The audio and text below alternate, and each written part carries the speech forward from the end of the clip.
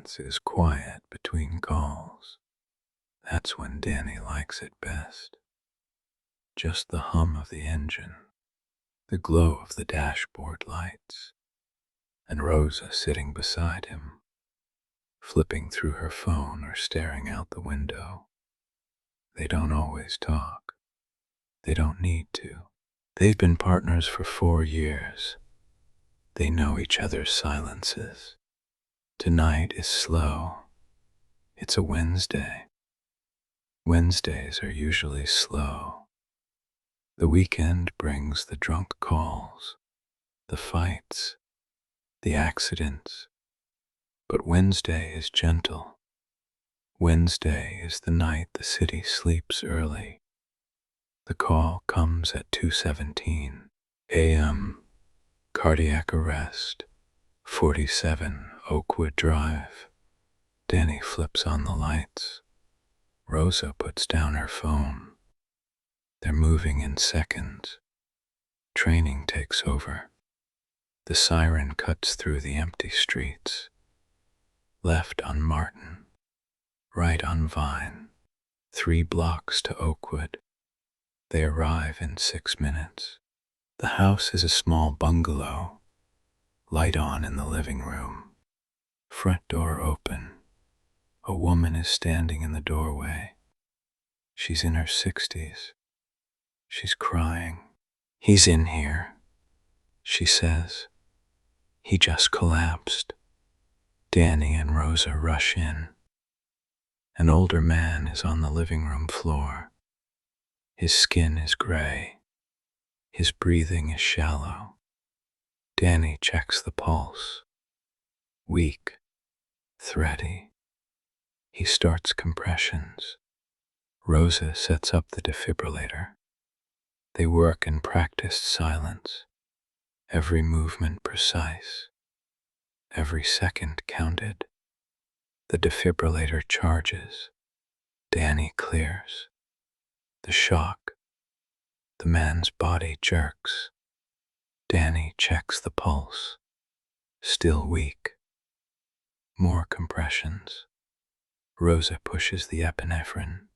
They wait. They check. The pulse strengthens. The color returns to the man's face. He takes a breath, then another. He's breathing on his own. They load him into the ambulance. Rosa rides in back. Danny drives. They transport him to St. Mary's. The ER team takes over. The man is stable. He'll survive. Good work. Another save. Danny and Rosa sit in the ambulance for a few minutes, catching their breath. Rosa smiles. "Nice one," she says. Danny nods. They clean up. They go back on shift. 2 hours later, the call comes in at 4:22 a.m. Cardiac arrest, 47 Oakwood Drive.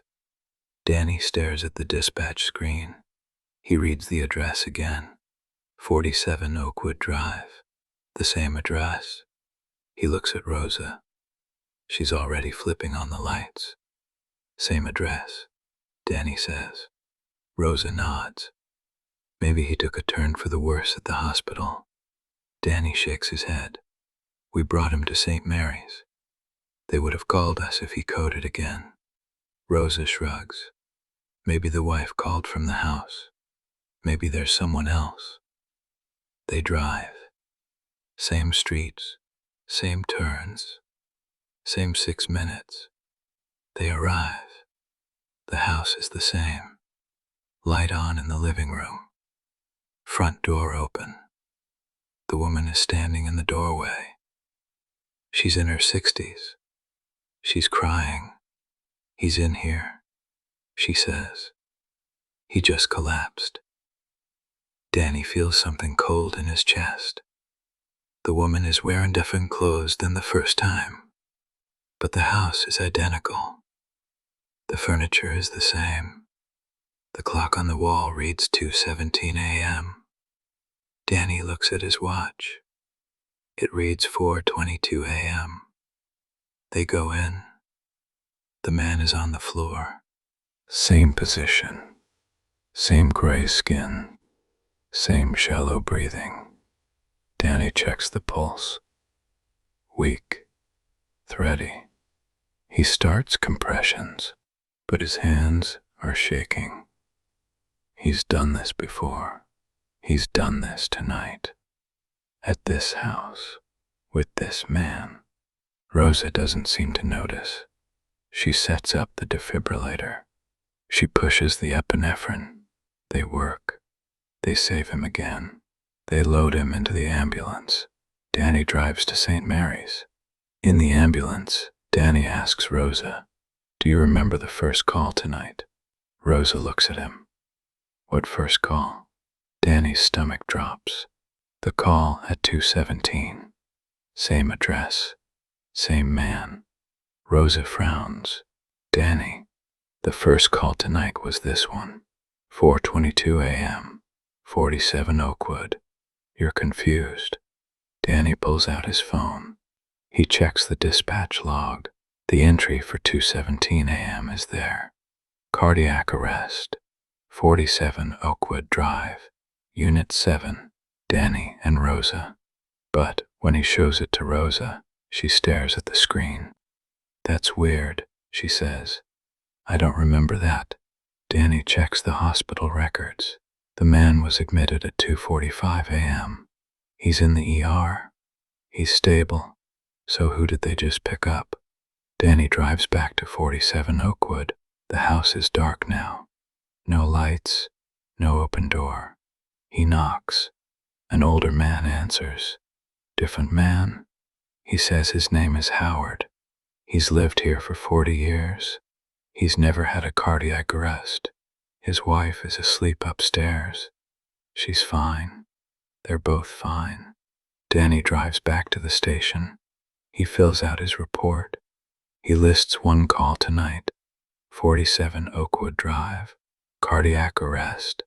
Patient stabilized and transported. He doesn't mention the second call. He doesn't mention the first call. He doesn't mention that the dispatch log shows 2 calls at the same address, or that the hospital has a patient who was admitted twice in one night, or that his partner doesn't remember the first save. A week later, Danny drives past 47 Oakwood. The house is small, the lawn is neat. There's a garden gnome by the front door. A family lives there. They've lived there for 40 years. Sunday dinners every week. No cardiac arrests. Ever. Danny doesn't talk about it. Rosa doesn't remember. The dispatch log still shows 2 calls. The hospital still has the patient. And somewhere, in a loop that only Danny can see, an older man collapses on a living room floor, and a woman cries, and the ambulance comes, and the save is made, and the night begins again. The rain outside sounds like tires on wet pavement, soft, steady, rhythmic, and somewhere, in a house on a street that may or may not exist, a phone rings at 2:17 a.m. and again at 4:22 a.m., and the ambulance comes, and the save is made, and the night begins again. Sleep, Ann. You're safe in your bed. The paramedics are out there, driving through the rain, saving lives, and if they come to your door, you'll be fine. You'll be fine. Just close your eyes. The rain will keep you safe. The dark will keep you warm, and the night will pass, and morning will come, and everything will be exactly where you left it. Everything will be exactly where you left it.